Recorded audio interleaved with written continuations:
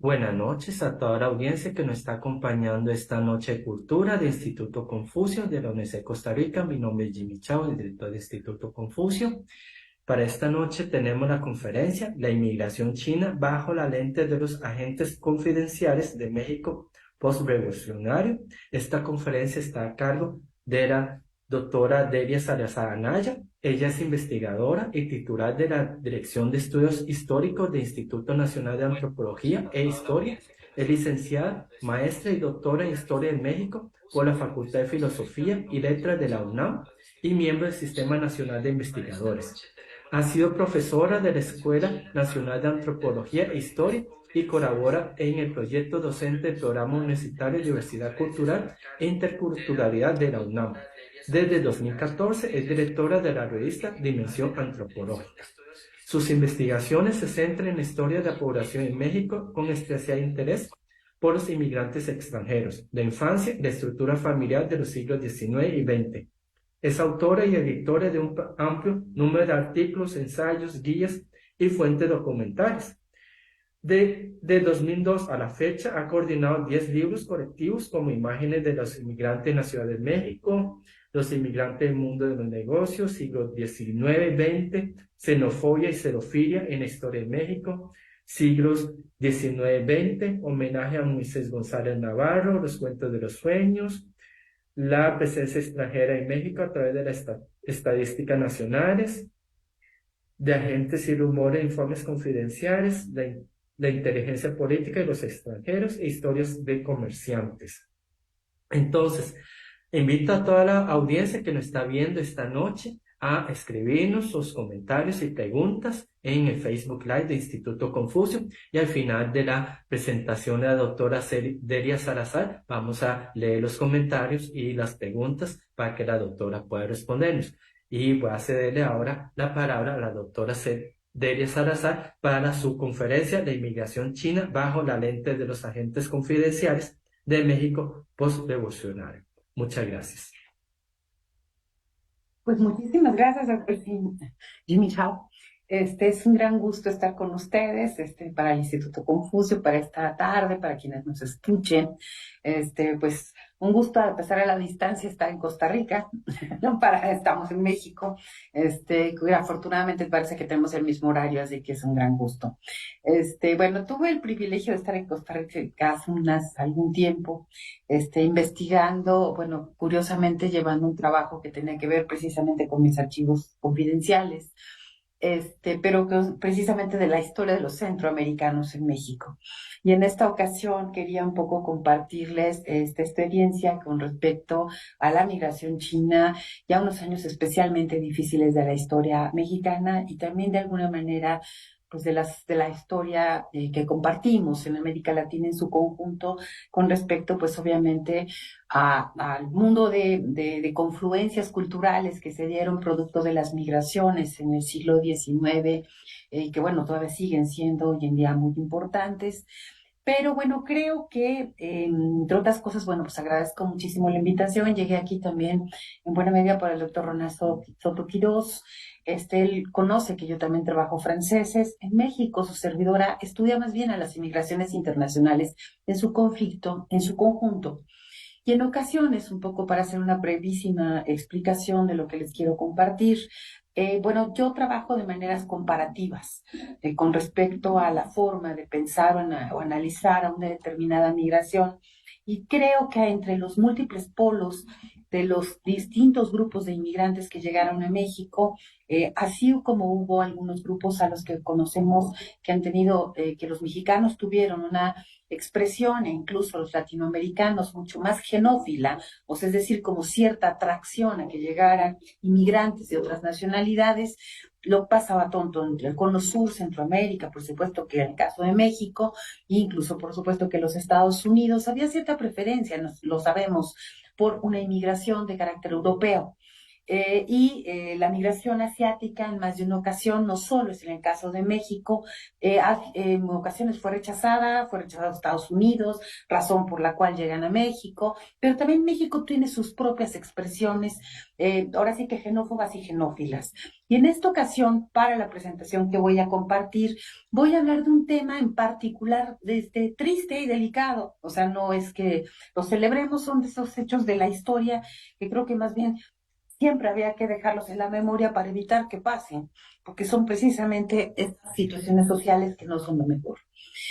Debo decir que en México, a diferencia de otras naciones de Latinoamérica, en 1910 tiene un cambio histórico en comparación a otros lugares del mundo.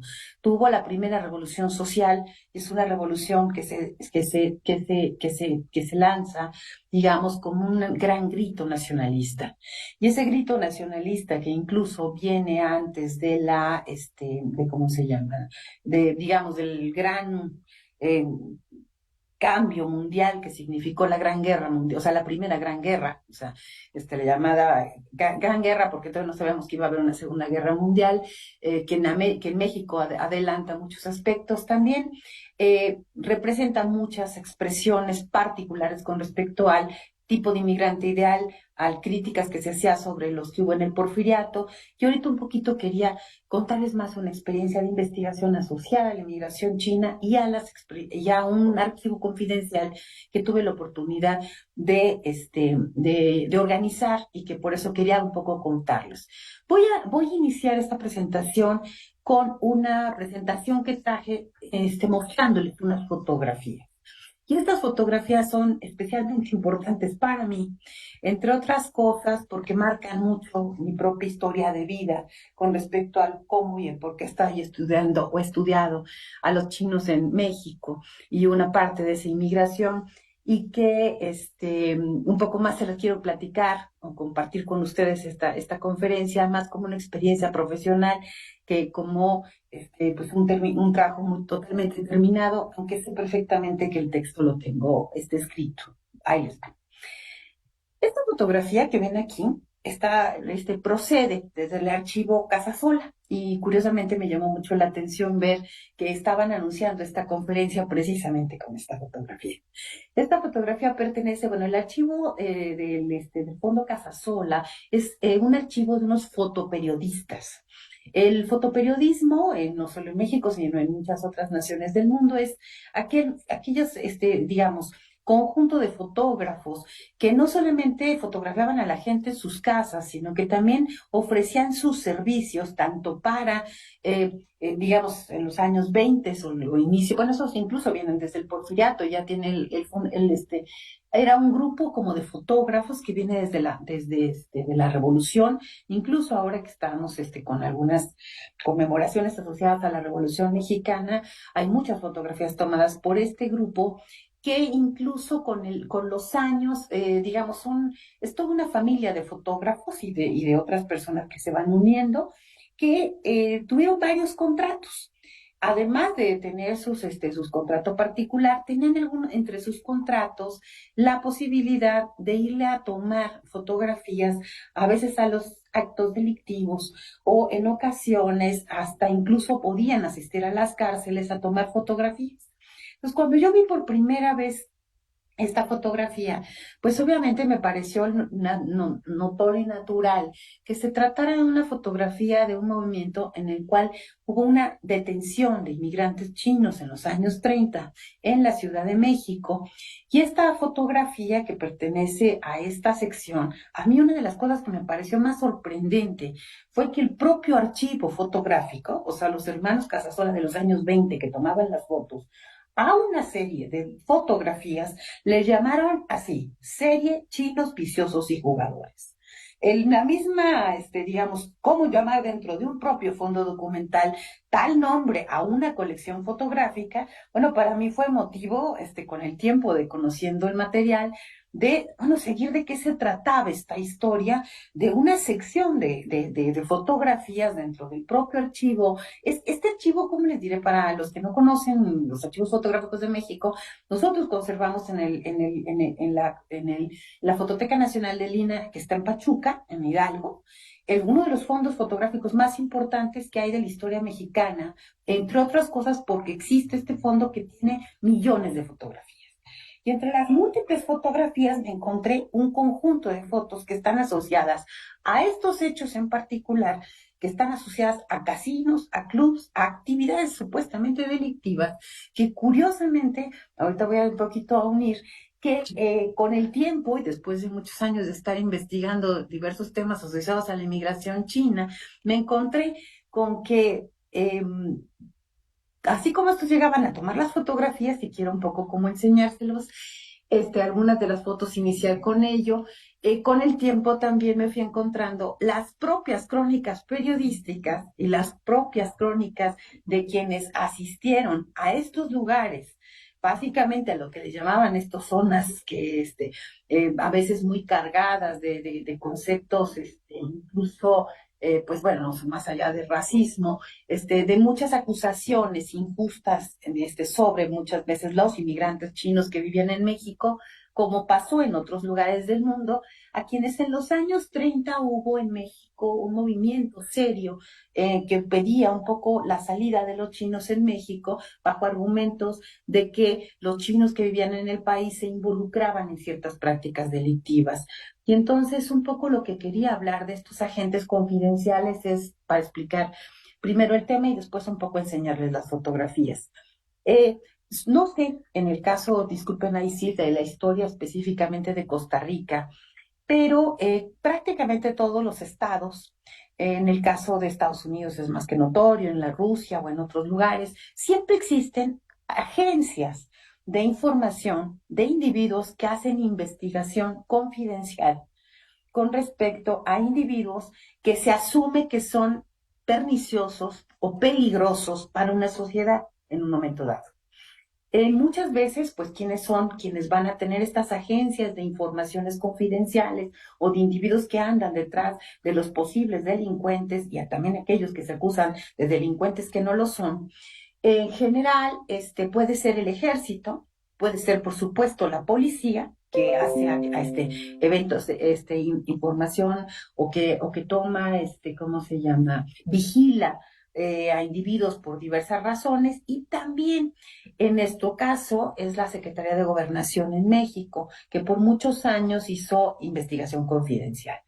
El caso curioso es que en estos juegos de cómo te enteras de estos actos supuestamente de violencia vinculada a la migración china en México, que después fue causa y justificación de dispuestos, incluso hasta de expulsiones del país, que es un periodo realmente penoso de la historia de nuestro país, pero creo que, bueno, prácticamente de todas las naciones que expresaron manifestaciones xenófobas o que la siguen manifestando todavía hoy en día contra inmigrantes en diversos momentos. O sea, esto siempre ha ocurrido, y que son de las cosas que tendríamos que estudiar, analizar y cuidar para pensar que no se deben de volver a repetir, ¿no? Pero bueno, en la Ciudad de México, así como supongo que en otros lugares del mundo, porque lo conozco de manera muy particular, para el propio caso mexicano, en el caso Mexicali, mi madre incluso nació allá, entonces recuerdo muy bien que hay un barrio chino en Mexicali, por supuesto que está el de San Francisco. Siempre se dice que en el barrio chino existen los casinos. Y curiosamente me fui encontrando, hoy en día incluso en el barrio chino de la Ciudad de México, que está, para quienes no conocen la Ciudad de México, a lo mejor lo han llegado a ver, está muy, muy en el centro de la Ciudad de México, muy cerca de lo que le llamamos la Alameda, que es una suerte como de gigantesco parque, muy tradicional. Y hoy en día, en donde sí, incluso es donde se concentran todavía algunos restaurantes y hay incluso una pagoda, que es donde incluso se celebra el día de hoy en la actualidad, ¿cómo se llama aquí? Que hay incluso en esta plaza Santos de Gollado, son fotos estas que les estoy enseñando de los años 30 de la misma zona, en donde curiosamente muchas de estas fotos están asociadas a que los fotoreporteros acompañaron policías y acompañaron agentes confidenciales que después encontré las crónicas precisamente dentro del archivo de la Dirección de Investigaciones Políticas y Sociales sobre cómo se habían hecho estas detenciones. Esto pues es triste, yo lo entiendo, sé que fotos que voy a compartir son así, y les digo, están bajo esta clasificación que me parecía prácticamente horrorosa, ¿no? Esto de chinos viciosos y jugadores. Son fotografías de estos individuos que fueron aprendidos en los años 30, supuestamente por estar en los casinos chinos. En ese entonces en México estaba prohibida los juegos de azar. El tema de los juegos en muchas naciones ha tenido muchas limitaciones. En México, en ocasiones, los juegos de azar estuvieron permitidos, sobre todo en lo que le llamaban los casinos, y muchas veces en los casinos de las colonias que se asumen como las más aristócratas, sobre todo cuando a veces se trata de extranjeros.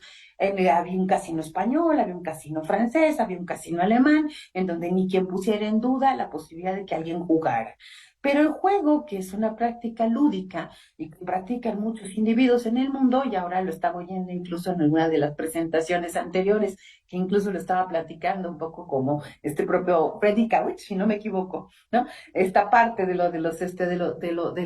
juego, que pues finalmente forma parte pues de la vida cotidiana de cualquier ser humano. En más de una ocasiones eran acusados de que detrás de este mundo de los casinos es que había prácticas delictivas. Y estas lamentables fotografías forman parte de los documentos que yo pude encontrar de inmigrantes chinos que están en los archivos precisamente fotográficos, y que casi todos tienen hasta estos términos. Perdón que me atreví, pero dejé incluso los títulos de las fotografías, con esto de hombre oriental en una oficina del Ministerio Público, jugadores chinos detenidos. O sea, está cargada, pues, ¿no? De elementos, bastante, ya hay un juicio de valor bastante terrible en el misma clasificación misma, ¿no? Hombre oriental, presunto detenido, un retrato, ¿no? Son las fotografías de la cárcel, pues, estos son temas, perdón, ya me pasé, disculpe, regreso. Este, Válgame Dios, pero estaba como por aquí.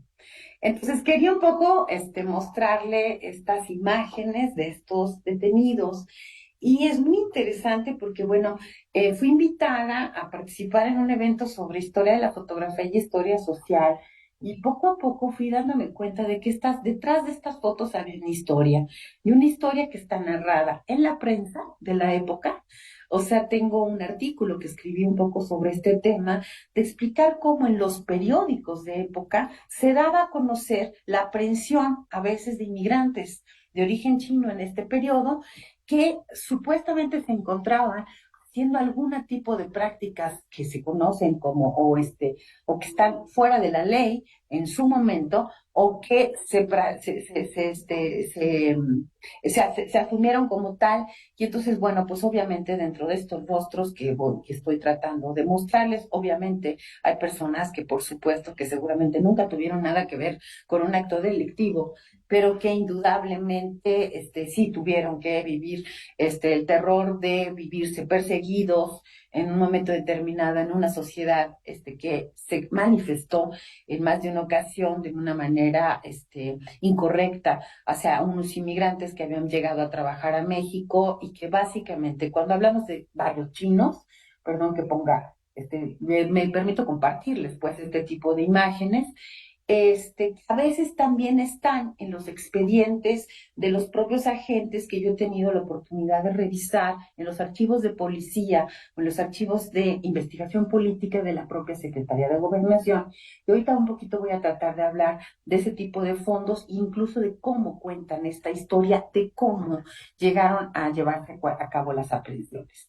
Este documento, que es una credencial supuestamente de una de las ligas masónicas, debo decir que también procede ni más ni menos que de un expediente, de estos expedientes que documentaron la aprehensión en los casinos chinos.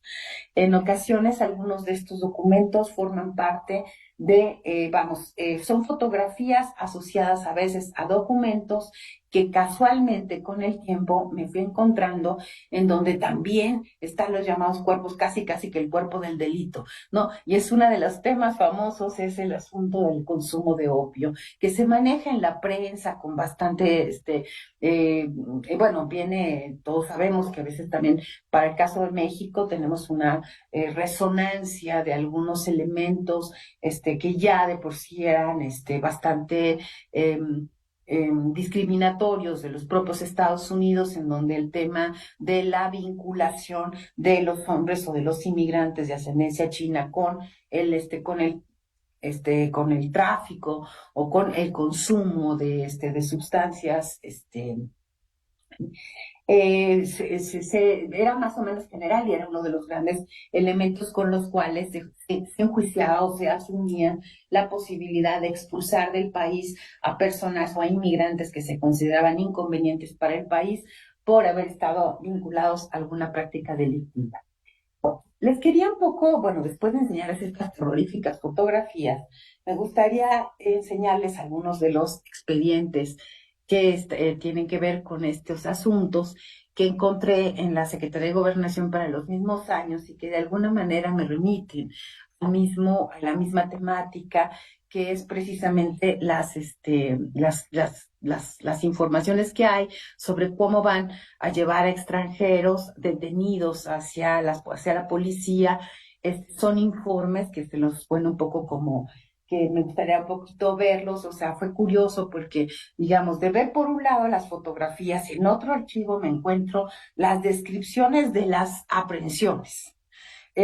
Precisamente que cayeron pues con la historia, con el tiempo de la vida, a la información que el propio agente de policía o la agente de la Secretaría de Gobernación, que eran una suerte de espías, tomaban sobre las cosas que veían en los eventos. Yo no sé qué tanto se alcance a ver a distancia, por eso más bien trataría de explicarles, en la presentación, las imágenes. Voy a tratar de detener alguno que otro de estos párrafos, pero son informes de agentes confidenciales que son una suerte como de pequeño, muchas veces son individuos que trabajaban para la Secretaría de Gobernación que reportan indicadores de que habían ido a perseguir o acompañar a veces a los policías. Ustedes ven que firman como el 1-55, que es como el superagente 86, digo, quien recuerda las películas de policías secretos, pero dan cuentas en documentación que hemos logrado encontrar en los archivos sobre las detenciones. Y en más de una ocasión, si uno estudia cuidadosamente, como lo he tratado de hacer yo con el tiempo, estos discursos que aparecen entre los temas de policía y en los temas de, ¿cómo se llama?, la propia prensa, es como se van mezclando elementos, digamos, de estos... que se cruzan como discursos, como que tienen eh, eh, digamos, una carga ideológica fuertísima, pero al mismo tiempo dieron pie a cualquier cantidad de abusos bajo el argumento de que encontraron a alguien o supuestamente encontraban a personas. Hay una cosa muy interesante en algunas de las informaciones que encontré en algunos de los informes, es que en más de una ocasión pues dan cuenta incluso del tipo de cuánto costaban, quiénes eran los propietarios, o sea, dan la mayor explicación supuestamente de las investigaciones, o sea, es decir, viene por un lado el fotógrafo, por el otro lado el policía y por el otro el que está investigando supuestamente sobre el tal crimen delictivo. Entonces, por ejemplo, nada más por leerles, el suscrito jefe de la Oficina de Información Política, que es una de estas a quienes informan, en compañía de los agentes José Martín del Campo y Marcial Saavedra, practicó investigaciones en la casa número 42, segundo piso de la calle de Victoria. Todas estas calles hasta la actualidad existen en la Ciudad de México y son precisamente esas zonas en donde en aquel entonces se hablaban de zona de garitos, ¿cómo se llama? De burdeles, de casinos, supuestamente en donde se hacía todo tipo de práctica delictiva. Se encontraron en su lugar, ahí según esto, llegan a la aprehensión, en su lugar 53 chinos que estaban jugando, imagínense, para que vean cómo está el nivel del delito. Baccarat y albures. Dominó chino y baraja americana. Ese es un gran delito, ¿no? Se recogieron numerosas fichas de distintos valores, los dominos y las barajas, como si esto fuese motivo de una enorme, ¿cómo se llama? Un delito infragante, ¿no? Es muy interesante ver que en algunos de estos documentos a veces se dice, bueno, es que se fue a buscar a determinada persona y resulta que total nunca lo encontraron. Yo he trabajado a través del tiempo con esta información. Quiero un poco como explicarles qué era lo que hacían estos agentes, tratando de que me pudieran seguir este aspecto.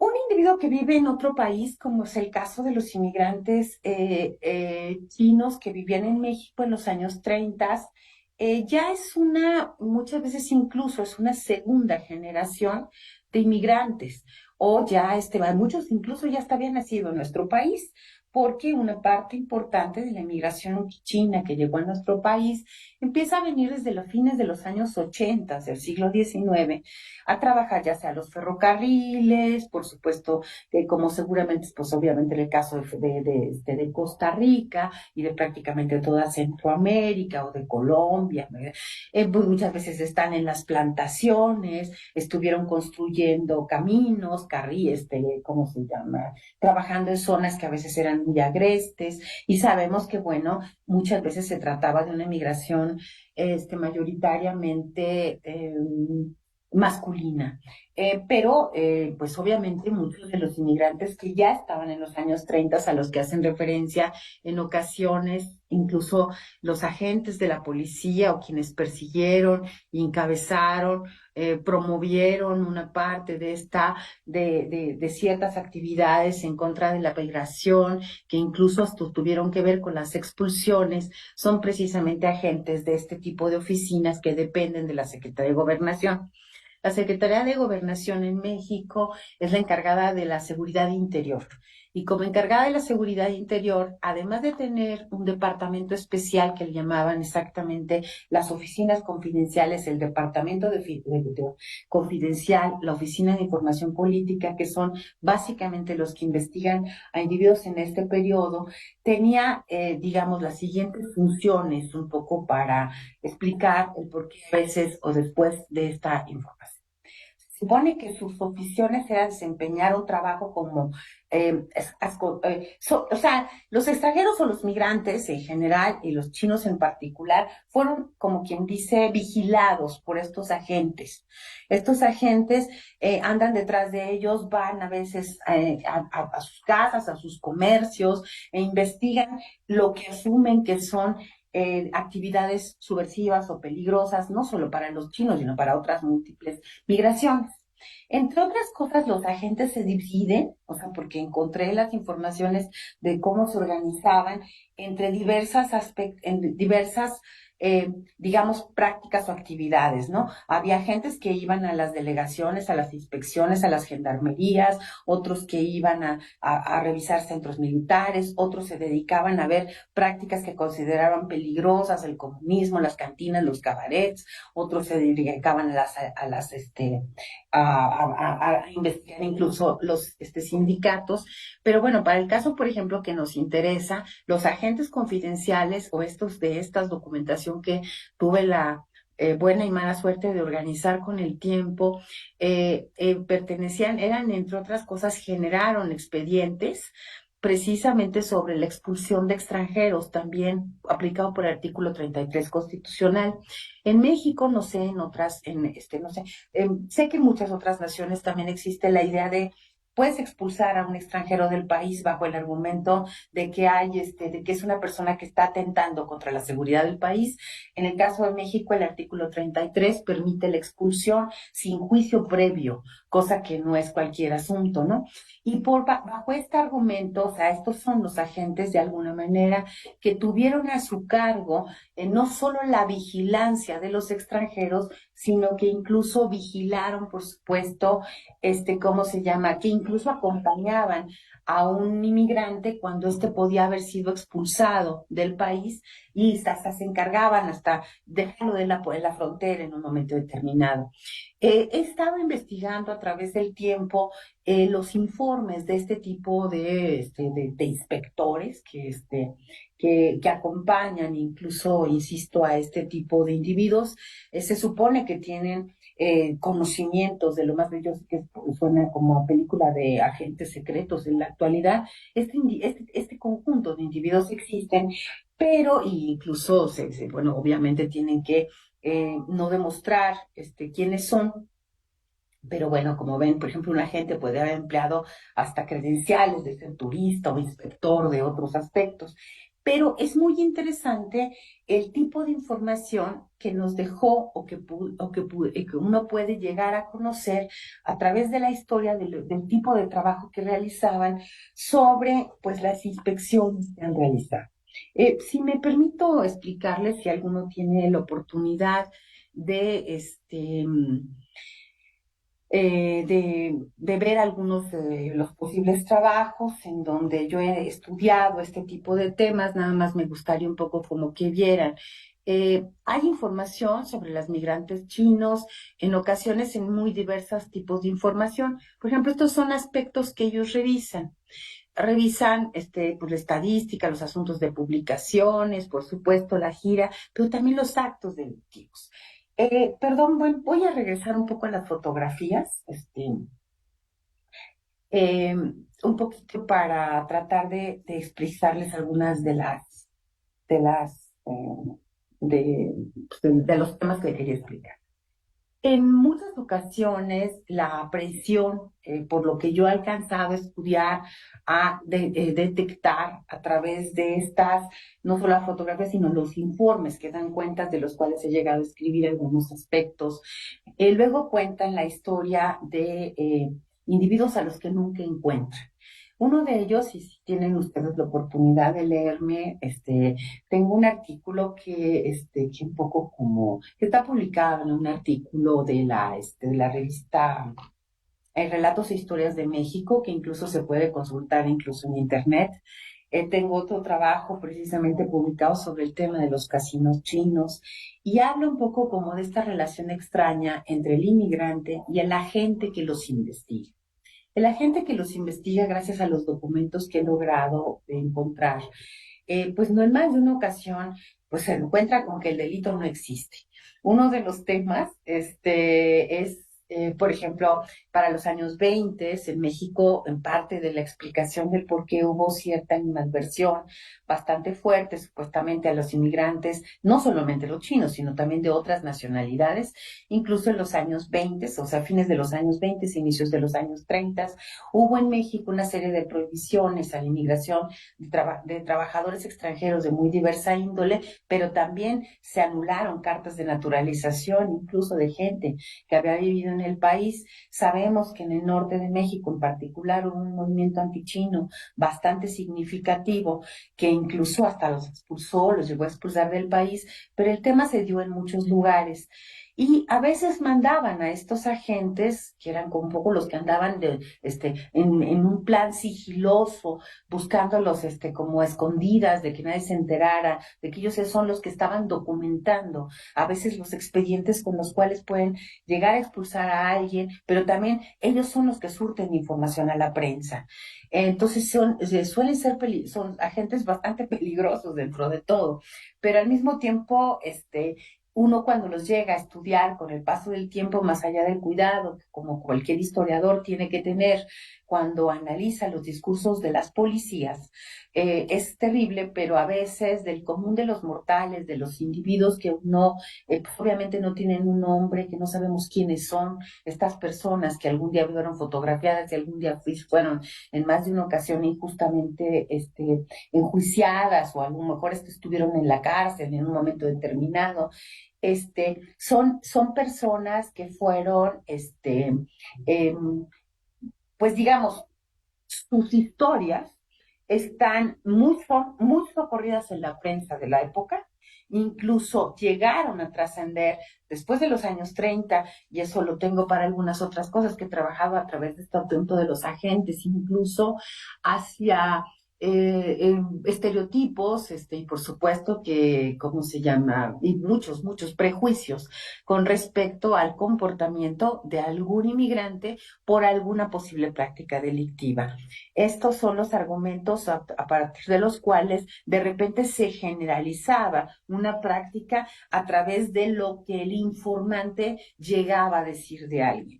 El caso, uno de los artículos que alguna vez escribí, cuenta un poco la historia de un agente confidencial que va a buscar a un cargamento supuestamente de inmigrantes chinos que llegan a la ciudad de Manzanillo.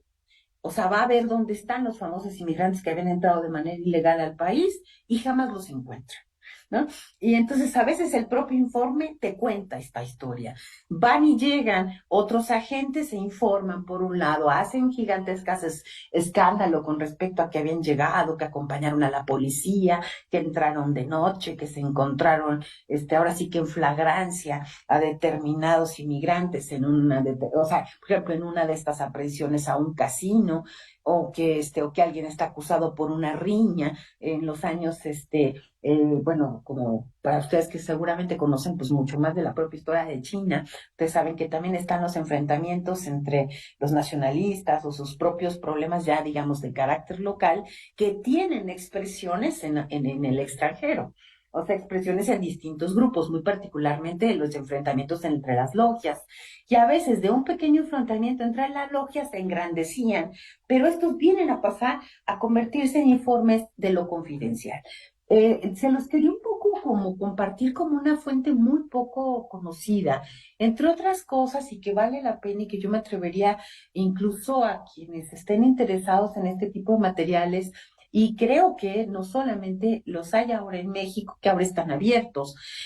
Tuve la oportunidad de revisar los archivos confidenciales de estos agentes de investigación, confidencial, a través de, pues, que se dieron a conocer los años, a principios de los años 2000, una gama de documentos producto de México, de lo que le llamábamos la persecución política de los estudiantes, de los jóvenes en un momento determinado. Si me estoy pasando el tiempo, por favor, me avisa o estoy bien. ¿Sí? Pues puedes seguir, no hay problema. Perdón, mil disculpas.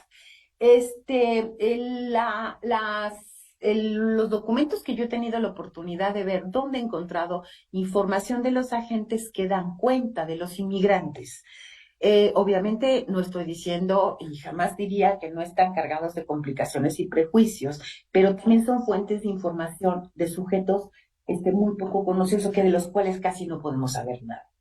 O sea, la propia Secretaría de Gobernación o de la Secretaría de Gobernación de México, como seguramente de otros ministerios del interior en América Latina, en otros sitios, son los encargados, por un lado, de dar el pasaporte, de registrar extranjeros. En México en los años 30 hubo un registro nacional de extranjeros, se tenían que registrar ante la Secretaría de Gobernación, por un lado, en el Departamento de Migración. Pero junto con el Departamento de Migración estaba el Departamento de Investigación Política, que a su vez hacía investigación sobre las prácticas, sobre la actividad cotidiana.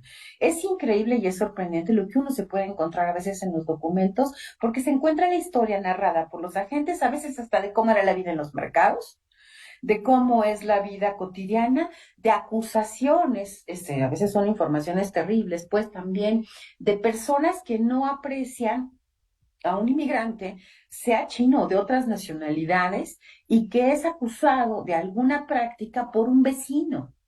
Esto es un tema bastante fuerte, es delicado, pero yo lo he visto bastante. El tema del soplón, pues, hay muchas investigaciones que se hacen por este tipo de individuos que acusan a otro individuo de una práctica no permitida. Bueno, por ejemplo, en el México por revolucionario, de repente le tenían especial animadversión, por poner un ejemplo, que no necesariamente era solo un migrante chino, sino al administrador de una hacienda español. Y entonces lo acusaban de haber hecho tal cosa o de haber hecho tal práctica indebida para que lo llegaran a expulsar del país. Entonces, a veces también participan ciertos grupos religiosos. Los grupos religiosos en ocasiones también participan haciendo delaciones, acusando a las gentes de prácticas que no necesariamente son suyas. Pero como ustedes ven, hay un montón de presuntos detenidos que aparecen en las fotografías de su época, de los cuales atrás de ellos hay investigaciones que dan, pues no siempre pruebas nada fehacientes de las culpabilidades de las personas, pero que tuvieron como consecuencia en más de una ocasión la expulsión de individuos del país, la persecución y a veces, por supuesto, pues maltrato, ¿no? Eso es algo que ha sido, es una historia triste, pero es una historia que se tiene que investigar. O sea, es una historia que al mismo tiempo uno tiene que conocer como para saber más de, creo que todos los seres humanos estamos también un poco como obligados a mirarnos y a mirar en estos mundos de diversidades los tratos que en más de una ocasión han sido injustos a los individuos que van de una nación a otra, y vaya que si digamos, un observatorio documental de estas prácticas pueden estar en los archivos de la policía, que son referentes importantes para que quien quiere conocer, no solo, digamos, la parte que hoy en día podemos conocer, a lo mejor a través de la memoria de las familias en un momento determinado, sino también un poco de las miradas y de las miradas enfrentadas entre sociedades que no siempre se conocen o no se conocen necesariamente, pero que pues forma parte de una historia pues, de persecución. Yo digo por el caso propio nuestro, ¿no? O sea, sabemos que detrás de prácticamente todas las migraciones en el mundo, en más de una ocasión están estos prejuicios, juicios a veces no válidos, pero que están, que marcan muchas veces el trato que incluso en los países les dan a migrantes de diversas nacionalidades, ¿no? O sea, a veces estereotipamos de maneras excesivas, pero si uno se busca la explicación de dónde está, podrán encontrarse muchas veces que detrás de ellos habían este tipo de investigaciones, este tipo de agencias que repartieron y multiplicaron información a múltiples otros espacios y que explican el porqué de determinados momentos en donde la sociedad, ustedes saben, el peso de la prensa, el peso digamos, estas agencias informan o pasan información a la prensa de una época, inciden en la visión, en la opinión pública y en ocasiones, por supuesto, pues también inciden ¿cómo se llama? En las políticas migratorias que para los años 30 prohibieron en más de una ocasión la migración de trabajadores de otras nacionalidades y que fueron especialmente agresivos hacia los inmigrantes chinos en su momento, bajo el argumento de prácticas delictivas, que si él revise los expedientes en los propios informes de la policía, verá que sus pruebas, o sea que me atreví nada más a enseñarles algunos ejemplos, son muy poco probables de que de veras esos actos delictivos se hubiesen dado, pero que lamentablemente sí tuvieron una influencia muy fuerte en las políticas de un tiempo. Esto es un poco algo así como de manera general, pero ahorita me gustaría un poquito hablar más de algunos otros espacios en base a lo que ustedes también me quisieran preguntar. Tal vez no está muy ordenado, también les pude haber leído el trabajo en sí mismo, pero más bien me pareció un poco como que era más interesante que vieran incluso las propias fotografías a distancia. No sé. Muchas gracias a la doctora Deria por la exposición y la conferencia de la noche de hoy. Aquí también ya ingresó la doctora Laisai. No sé si la quiere saludar al público y a la Sí, doctora no, Deria. disculpas por la entrada algo tarde. Se me había olvidado honestamente completamente, pero bueno, ya estoy aquí, pude ver la última foto y no, muchísimas gracias a la doctora Salazar por su exposición, la cual veré en el muro del Facebook del instituto. Muchas gracias, Dai, por Oh, pues acompañarnos también. ojalá la pueda ver y espero que no sea demasiado confusa. No sabía si leérselos, pero bueno, porque tengo el texto totalmente No, no armado. está muy clara. A mí me pareció muy clara y hay varias consultas que nos llegaron. Una de ellas usted nos habló, esta es consulta con respecto a la primera parte de la exposición, donde usted habló de que los juegos de azar en México, en esa época donde usted presentó la fotografía, en esa época los juegos de azares eran prohibidos o era solamente para los chinos que no podían. No, miren, hay una serie de reglamentaciones que he estudiado, por supuesto, y para hacer este trabajo en particular, porque cuando vi las fotografías, o sea, bueno, para más o menos explicarles en qué consistía esta manera de expresarlo, me puse a tratar de buscar cuáles eran los antecedentes del porqué de tantas fotografías asociadas a la detención en casinos chinos en particular. Entonces me puse un poco como a contar la historia de largo plazo de cómo estaba la temas de la legislación con respecto a los juegos de azar. Y hacer un poco la larga historia. Y bueno, como en todas las cosas, porque a veces que creemos que todo es como nuevo, ¿no? O sea, a veces hay quien investiga estos temas y de repente te dice que es el México totalmente por revolucionario. Eso no es tan cierto, ¿no? En México, efectivamente, y en otras naciones en el mundo, hay cierta legislación con respecto a los juegos y muy particularmente cuando hay apuestas. Con el tema de la apuesta siempre ha sido bastante cuestionado en muchos lugares del mundo. Es variado. Incluso, bueno, se los diría yo misma, cuando alguna vez fui a Latinoamérica, algunas otras naciones, me quedaba sorprendidísima de que hubiera un casino del Estado, cuando en México era más que prohibido que hubiera un casino, ¿no? Eso solamente lo podías pensar en Las Vegas. O sea, porque efectivamente hay una legislación que es muy variada de naciones a naciones con respecto a los juegos prohibidos o los juegos que no son lícitos, ¿no? En México hubo una legislación más o menos importante que impidió la práctica de ciertos juegos, sobre todo los juegos de mesa, cuando se hablaba de la posibilidad de que hubiese apuestas de por medio. Porque se hablaba que junto con ellos estaban como otras prácticas delictivas, llámense, bueno, por supuesto, el alcohol, yo qué sé. En México, de manera especial, los gobiernos y es chistoso. Quienes fueron más persecutores, incluso de inmigrantes chinos en México, se conocen como el Grupo Sonora, ¿no? Que vienen un poco, son gobernantes que vienen de Sonora, de Sinaloa, de la Baja California, que puedo decir que es la familia de mis abuelos, son de ese origen. Y sé que les gustaba muchísimo jugar baraja, pero al mismo tiempo fueron muy restrictivos con ellos, pero más aún durante el periodo de Lázaro Cárdenas. O sea, fue como variando hasta que de plano estaba prohibido tener un juego. Incluso se cerraron los casinos, no había posibilidad de hacer ¿cómo se llama? Incluso en la frontera, en el norte, hubo cierre de casinos en un momento determinado, porque era como una práctica moralista del Estado que pensaba que ahí se perdía el recurso económico de la clase trabajadora y que también era un riesgo para la sociedad que pudiera ir a un casino a jugar porque perdía el salario. Y que entonces era una medida, digamos, de salud social, o sea, si lo pongo en esos términos, para mejorar la vida del trabajador, supuestamente, ¿no? Ujú. Ujú, exacto.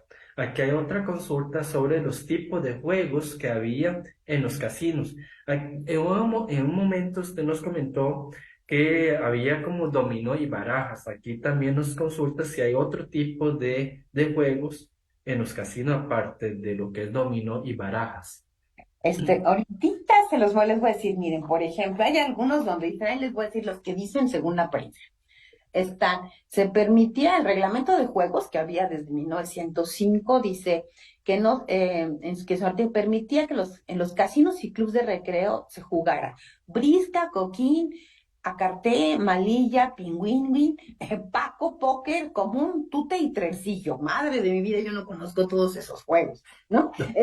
Porque incluso están hasta regulados cada uno. Ahora, claro, se hablaba de que había jugadores de profesión, ¿no? O Sí. sea, jugadores especiales, porque esos jugadores a qué se dedican, pues a estafar al otro y bajo Ujú. el juego, en el territorio de lo lúdico, pues que, bueno, desplumaban a los pobres visitantes de los lugares supuestamente por diversión. Pero sí hay un conjunto de juegos, pero lo que más encontraron, o sea, ya que estamos en eso, es curiosamente, bueno, para nosotros, no sé si ustedes tienen un nombre diferente, pero por ejemplo, lo conocemos como las damas chinas, son como Ujú, muchas damas de ujú, color, ¿no? ujú. Son juegos de fichas, ¿no? Entre las fotografías que hay, sí, no subí algunas ahorita esta imagen. En el fondo, ustedes pueden ver las fotografías, además incluso lo pueden ver a distancia, y por eso también los invité. En el instituto nosotros tenemos a disposición pública fotografías que pueden consultar a través de la mediateca de INA. Mediateca, con que pongan mediateca Mediateca. INA. Ujú, ujú. Ustedes pueden ingresar a conocer artículos, material que nosotros hemos puesto a divulgación de México, que se puede revisar en cualquier lugar del mundo, en donde está subido una parte importante de la Fototeca Nacional. Ahora, Ujú, claro, con baja calidad, pero se puede ver. Y entonces, si ustedes buscan simplemente por Mediateca y buscan, y así casi que si ponen chinos, o sea, o algunas palabras ujú. básicas para buscar, van a encontrar o se van a topar con estas fotos. Y yo creo que es más una invitación que ustedes mismos las vean, Claro, las claro. analicen, Ujú. las conozcan, y van a ver que se van a topar con que entre las pruebas encontrarán damas chinas, o una mesa de juego que pues, cualquiera diría que la reparten a sus hijos hoy en día, ¿no? En su casa. O seguramente también habrá como fotografías de los juegos fundados, que es algo también muy, muy Claro, claro. particular. Ujú. Los juegos, ¿cuáles? Aquí, mm, aquí hay una consulta también de maestro Freddy Kawich. Ah, Muchas felicidades por la ponencia y tiene varias preguntas. sí. ¿Existe una claridad del discurso xenofóbico en contra de los chinos por parte de cuerpos policíacos? Y la otra pregunta es, ¿existe alguna información sobre los soplones? ¿Sobre quién es? Los soplones, los Ah, claro, soplones. Ujú. sí. Miren, bueno, bueno, para explicar, yo entré a ese acervo en el año 2003, cuando cuando supuestamente se entregaron los archivos del CISEN a la dirección, o sea, el Centro de Estudio de Seguridad Nacional en la actualidad, que, bueno, los persiguieron muchísimo bajo el argumento de que quería, pues obviamente los mexicanos, saber qué había pasado con la llamada Guerra Sucia y qué había pasado con los chicos, con el joven del 68, etcétera. Pero una de las cosas más sorprendentes cuando llegaron en parte los archivos del CISEN es que la propia Secretaría de Gobernación ya había tenido agencias de investigación política desde tiempos de la Revolución Mexicana. Y los documentos que nosotros trabajamos más como historiadores vienen desde, bueno, incluso no hay tantos en el AGN actualmente que tuvieran que ver del periodo revolucionario, esos no los encuentras, pero sí de 1920 en adelante, y dan cuenta de cualquier cantidad de temas y aspectos de la historia mexicana. O sea, como les digo, o sea, no solamente son los inmigrantes. Yo hago referencia en este caso particular a algunos de los documentos que veo sobre los inmigrantes.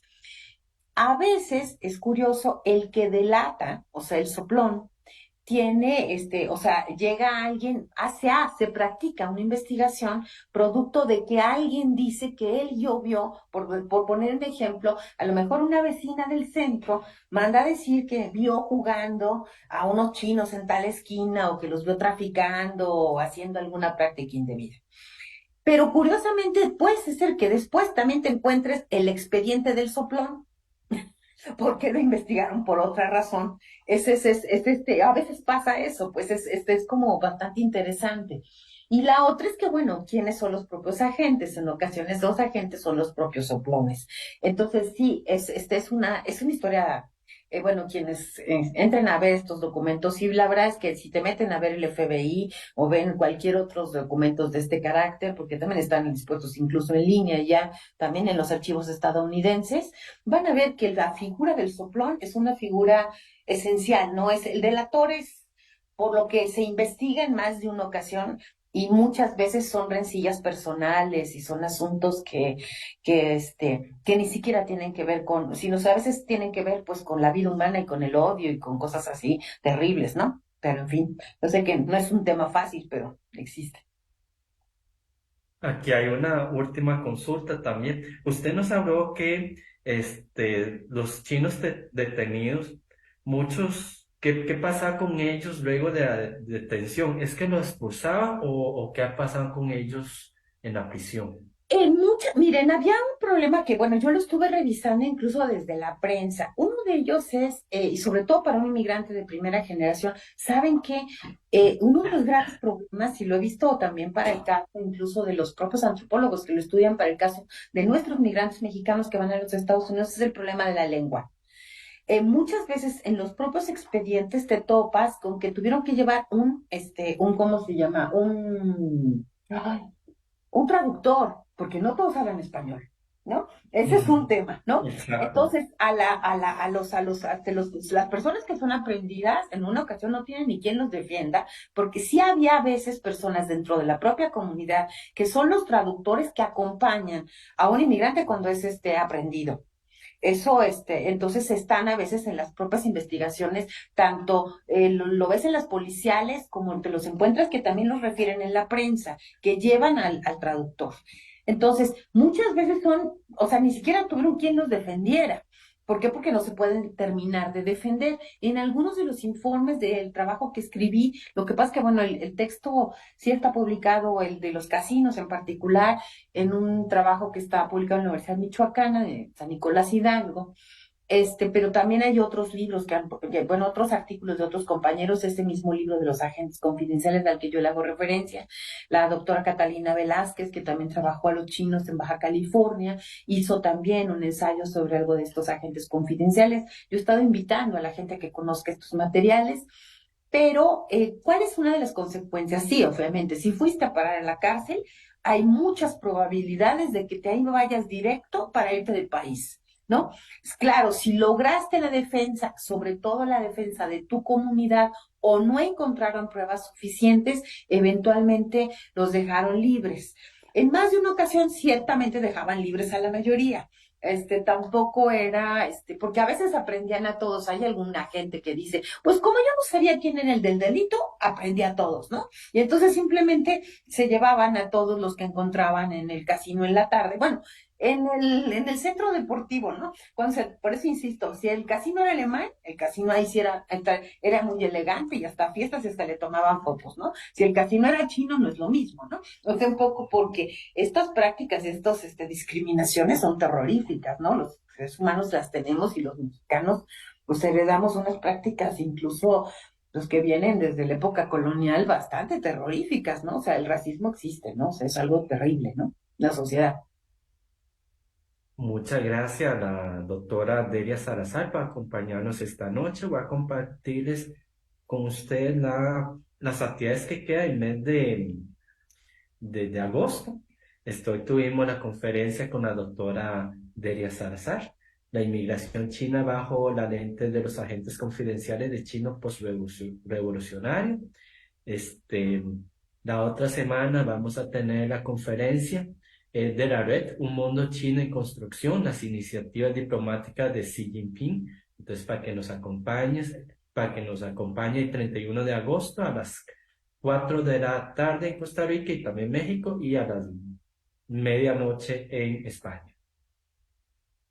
Estamos también en proceso de matrícula para el tercer trimestre, que esta semana estamos en proceso de matrícula y la otra también. También estamos en proceso de matrícula para el curso de Tai Chi, que inicia próximamente en septiembre de nuevo. Los cursos de taller conversacional, que también estamos en época de matrícula, que también se inicia en septiembre. Los cursos de niños, que todavía hay tiempo para matricular. Estos cursos inician a partir de este sábado, para que las personas interesadas puedan matricular todavía. Los cursos de idioma y cultura para adultos mayores y los cursos también se inician en septiembre. Estamos también en proceso de matrícula. Los cursos de negocios y empresarial, que también estamos en proceso de matrícula para iniciar en septiembre. Y los invito también al Seminario Internacional de Transición Energética, que tendrá lugar en septiembre, 1 de septiembre, en Punta Arenas, para que nos acompañen también. Y al final de septiembre tenemos el Congreso Internacional de Estudios sobre China, con 2 ejes, China contemporánea y religión y literatura, el segundo eje, de 26 al 28 de septiembre, 26 y 27 en la sede de Rodrigo Facio de la UNESCO Costa Rica y 28 en la sede de Regional del Pacífico. En noviembre tenemos el Congreso Internacional de Arada, Asia y África, del 20 a 24 de noviembre en la Universidad de Costa Rica y también en la sede de la Universidad Latina de Costa Rica. Muchas gracias por acompañarnos. Antes de despedirme, voy a también compartirles e invitarlos a que apoye a la candidata de Costa Rica en el que está participando el concurso internacional de Puente Chino Universitario.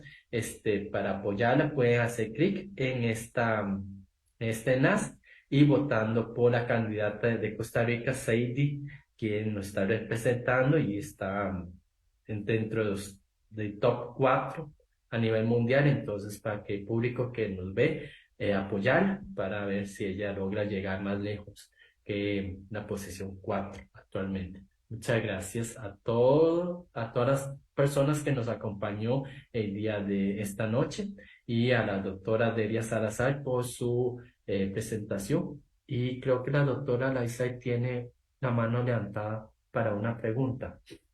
Sí, mis disculpas, porque lo hice ya al puro final. Muchas gracias por sus comentarios, doctora Salazar. Creo que explican muy bien varias de las consultas que se hicieron y yo tenía una consulta con respecto a lo que escuché en esos comentarios. Muchos de estos chinos aprendidos, no sé si serían de los que pertenecían a la organización llamada Chicontón, que es una organización que tenía lazos con las tríadas criminales que se asentaron ¿cómo se llama?, en San Francisco. Entonces, no sé si es algo que ya discutió anteriormente, pero me parece interesante porque Freddy González escribió un libro que se llama Paisanos Chinos, en el que habla acerca de eso. Entonces, me preguntaba si algunos de esos chinos fueron aprendidos en esa zona donde el Chicontón por donde el Chicontón se extendió en México. Mire, indudablemente, ¿no? Hay alguna parte, o sea, porque digo, como en todas las migraciones, no se trata única y exclusivamente de las migraciones, digo, pues si empezamos en los mexicanos que van a otros lugares. Por supuesto que hay gente que está metida en parte, en células, digamos, de delincuencia organizada en algún lugar, ¿no? O sea, los pueden existir en un momento determinado o que están, claro que los había muchos más. También, pues obviamente en el norte, hay en algunos lugares en donde se explica también por la operación de este grupo, de estos grupos. Pero miren, en los expedientes que yo he encontrado, realmente hay muy poca información sobre el tema. Eventualmente hay uno, dos o tres expedientes que hacen referencia, sobre todo más bien a los enfrentamientos de las logias, ¿no? O sea, y ahí están, bueno, un poco, una parte de ellas, digamos, la representa de manera más importante, pero creo que más de una ocasión es más el exceso de lo que se dice del ser humano común y corriente de lo que en realidad sucede. Esto es lo que más encontré en gran parte de los documentos. Más es razones de aprehensión de personas que son inocentes o que simplemente forman parte de la comunidad o están cerca. Es evidente cuando hablamos de barrios chinos, solamente en México, yo creo que en otros muchos lugares, sabemos que los inmigrantes son varones, que muchas veces se reúnen en lugares comunes, que pagan rentas comunes, y que eso también generó animadversión de la sociedad, asumiendo quién sabe qué cosas pasan en otros sitios, porque por la forma de vida ascética, yo qué sé, pero por lo menos en buena parte de los documentos que yo he visto, a veces, muchas veces las expulsiones no se explican porque realmente tengan suficientes pruebas de una práctica criminal que indudablemente tuvo que haber existido, pero sí creo que estuvieron excesivamente engrandecidas para afectar o para justificar políticas nacionalistas excluyentes como las que hubo en ese México en los años 30. Se lo comentaría. Muchísimas gracias.